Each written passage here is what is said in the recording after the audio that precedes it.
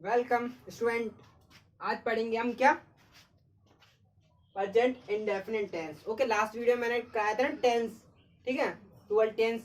अब पढ़ेंगे पहला present indefinite tense. Okay, present indefinite tense की पहचान होती है जब हिंदी के वाक्यों के अंत में, जैसे हिंदी का वाक्य है, एक सेंटेंस है ना, तो इसके अंत में देखो ता हूं, ते है, ती हूं, ते हो, ती हो, ता है, ती है रहता है। जब आएगा तो समझ जाना वो कौन सा टेंस है, present indefinite tense. Present indefinite tense जैसे ये अफर्मेटिव सेंटेंस है, ठीक है। अफर्मेटिव सेंटेंस जो सिंपल सेंटेंस होते हैं, मैं खाता हूँ, मैं रोता हूँ, ठीक है,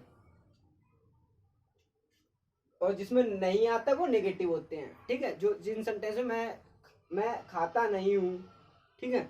अब इस सेंटेंस को कैसे बनाई, पहले तो सब्जेक्ट सब्जेक्ट देखो, सब्जेक्ट आई, ठीक है। तो इसमें एक पहले फॉर्मूला देख लेते हैं हम अफर्मेटिव सेंटेंस का, ठीक है। अफर्मेटिव जैसे समझ में आ गया, जिस सेंटेंस में ता हूँ, ता है आ रहा है, ते हूँ, ते हो आ रहा है, ठीक है, ते हो, तो ये समझ जाओगे कौन सा ता है, ते है, ती हूँ, ते हो, ती हो, ता है, ती है रहता है। जिस सेंटेंस के लास्ट में आएगा ना तो समझ जाना वो कौन सा present indefinite tense. Okay, now affirmative sentence पहले सब्जेक्ट फिर वर्ब और एस, ठीक है, अकॉर्डिंग टू वर्ब, ठीक है। देखेंगे सब्जेक्ट जब सिंगुलर होगा तो उसमें क्या जोड़ देंगे हम, एस और ये यस, सिंगुलर सब्जेक्ट के साथ, क्या सिंगुलर सब्जेक्ट के साथ, पर प्लूरल के साथ हम नहीं जोड़ेंगे, ठीक है, एस और यस, ठीक है।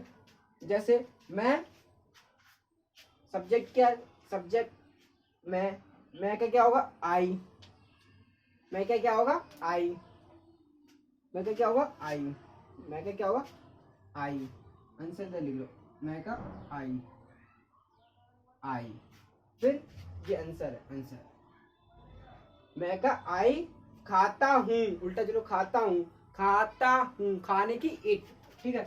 इसमें E A T, eat, E A T, eat, I eat, ठीक है।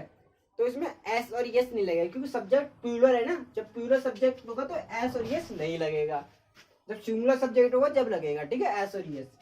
तुम बोलते हो, तुम्हें पता है ना सिंगुलर और प्लूरल कौन से, देखो ये सारे प्लूरल होते हैं, प्लूरल के साथ हम डू का यूज करते हैं, पर ये डू का प्लूरल हम नेगेटिव और इंट्रोगेटिव में करते हैं। अफर्मेटिव में हम डू डज नहीं लगाते क्योंकि इसका फॉर्मूला सब्जेक्ट प्लस वर्ब की फर्स्ट फॉर्म और एस यस, ठीक है। तो जो प्लूरल सब्जेक्ट होगा उसके साथ हम डू लगाएंगे, ठीक है। और डज डज हम जब लगाएंगे डज, ठीक है, ये हेल्पिंग वर्ब है, does, D O E S E, does, does जब लगाएंगे सिंगुलर सब्जेक्ट होगा, ठीक है। ही सी इट नेम के साथ हम डज का यूज करेंगे, ई एस, ठीक है। जब प्लूरल सब्जेक्ट होंगे आई वी दे यू दीज तो डू का यूज करेंगे, ठीक है, डू और डज। अब देखो तुम बोलते हो, तुम बोलते हो, क्या तुम बोलते हो, तो इसको कैसे बोलेंगे इंग्लिश में, ठीक है। तुम की क्या होती है यू, ठीक है, यू। बोलते हो, बोलते हो की स्पीक, एस पी ई ए के, स्पीक। इसमें एस और एस नहीं लगाएंगे क्योंकि सब्जेक्ट देखो प्लूरल है ना, इसीलिए, ठीक है। जब सिंगुलर होगा जैसे ये है ना, वह खेलता है, तो वह खेलते ही क्या होगी, वह लड़का है ना खेलता, he plays, P L A Y S, plays, he plays, P L A Y S, plays. हम पढ़ते हैं, वी रीड, वी रीड, ठीक है। तुम सोते हो, तुम सोते हो, यू स्लीप, ठीक है। ऐसे देख लो, मैं खाता नहीं हूं, मैं खाता नहीं, तो सब्जेक्ट फिर डू और डज। जब सिंगुलर सब्जेक्ट होगा तो डज लगाएंगे, प्लूरल होगा तो डू लगाएंगे, ठीक है। पहले सब्जेक्ट देखो, सब्जेक्ट के अकॉर्डिंग, सब्जेक्ट जब प्लूरल होगा तो डू लगाएंगे, तो सब्जेक्ट सिंगुलर होगा, देखो सब्जेक्ट क्या आई, आई क्या यहाँ पे, आई यहाँ पे डू, प्लूरल है ना तो आई, लिखो आंसर डायरेक्ट लिख दो आई, ठीक है। फिर सब्जेक्ट डू है ना, सिंगुलर के प्लूरल, प्लूरल के सब्जेक्ट प्लूरल है ना, तो प्लूरल के साथ डू लगता है। देखो इसमें डू और डज में कंफ्यूज मत हो ना, जब प्लूरल सब्जेक्ट होगा ना, प्लूरल जैसा आ रहे हैं तो डू लगाना, जब सिंगुलर सब्जेक्ट होगा ना, सब्जेक्ट जो पहले नंबर पे होगा, ठीक है, तो यहाँ पे प्लूरल सब्जेक्ट है तो डू लगाना, ठीक है, डू। फिर नॉट, आई डू नॉट खाता it, I do not it. तुम बोलते नहीं हो, क्या तुम बोलते हो, जब मैं पढ़ाता हूँ तो यू डू नॉट, पहले सब्जेक्ट लिखो फिर उल्टा चलो। तुम बोल सकते, तुम खा, मैं खाता नहीं हूँ, या मैं नहीं खाता। ये सेंटेंस वैसे ऐसे होगा, मैं नहीं खाता हूँ, ठीक है। तुम नहीं बोलते हो, तुम नहीं बोलते हो, ठीक है। पहले सब्जेक्ट लिखो फिर उल्टा चलो बोलते, ठीक है। सब्जेक्ट बोलते, ता है ती है, फिर वर्ब लगाना, ठीक है। डू और डस, डू लगा दिया, फिर नहीं, नॉट, बोलने की होती है स्पीक, तुम नहीं बोलते, do not speak, SPAK, speak.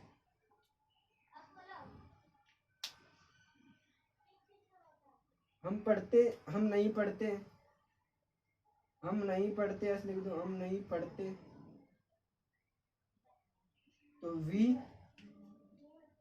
Subject देखो वी के साथ क्या लगेगा, डू, फिर नॉट, फिर पढ़ने की read, RED, we do not read, तुम नहीं पढ़ते, यू डू नॉट रीड, तुम सोते नहीं हो, तुम नहीं सोते, तुम नहीं सोते, ऐसा होगा, तुम नहीं सोते हो,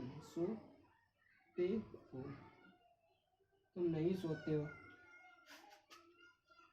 वह नहीं खेलता है, वह नहीं खेलता है, ठीक है। तो तुम नहीं सोते, तो तुम देखो पहले सब्जेक्ट क्या है, यू, फिर सोते, फिर यू के साथ क्या लगेगा, डू लगेगा, हेल्पिंग वर्ब देखो, वर्ब ये है ना, फिर नहीं, नॉट, स्लिप, SLEEP, स्लिप, ठीक है। वह नहीं खेलता है, ही डू नॉट प्ले, ठीक है, ही डू नॉट प्ले, ठीक है।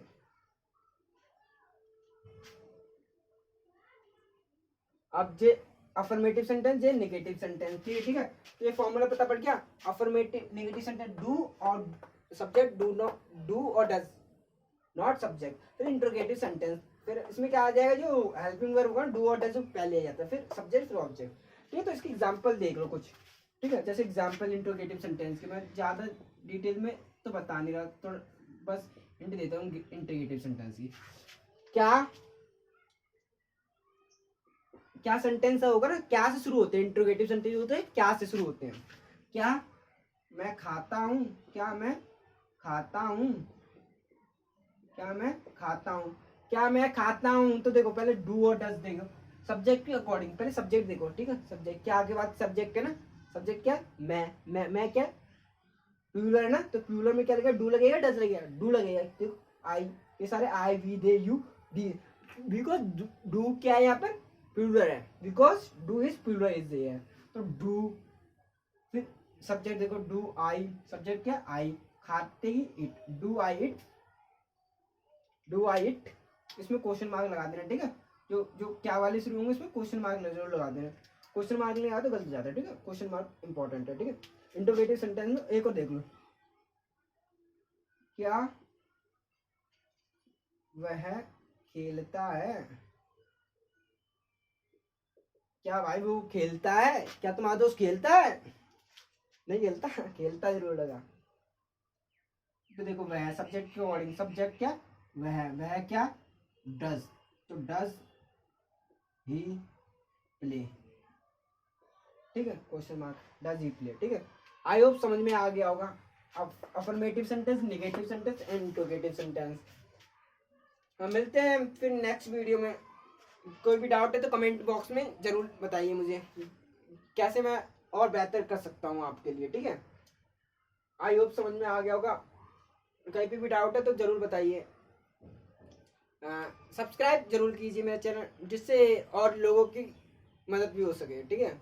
और शेयर भी कीजिए, जिससे ज़्यादा से ज़्यादा लोगों को पता चल सके कि जो बच्चे टेंथ में डर लगता है उन्हें, कि कंफ्यूजन होती है कि अफर्मेटिव सेंटेंस क्या होता है, negative, interrogative and so many interrogative sentence, ठीक है। तो इंट्रोगेटिव में डबल टी आता है, ठीक है। इंट्रोगेटिव डबल टी नहीं आता, INT, हाँ, INTERR, इंट्रो इंट्रोगेटिव, हाँ सिंगुलरिटी आता है इंट्रोगेटिव। ठीक है, तो आई होप मिलते हैं नेक्स्ट वीडियो में। Okay bye bye.